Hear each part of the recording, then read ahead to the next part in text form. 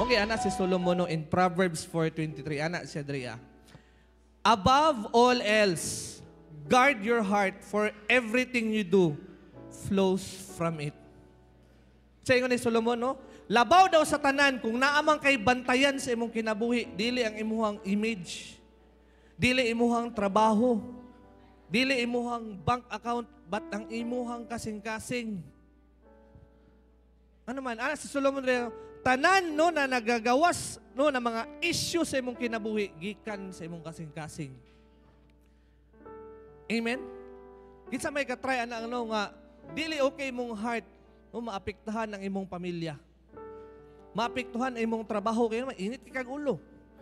No maapektuhan ang imong service dia kay Lord no dili na ka mo simba. Amen. Ana pag-idriya no. You can win in public and still lose in private.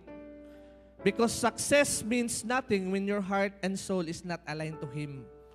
Kung sa'yo pasabot, ana, pwede kay okay kay katanawon sa gawas.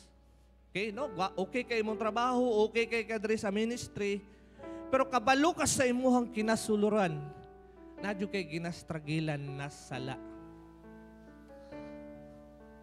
Amen?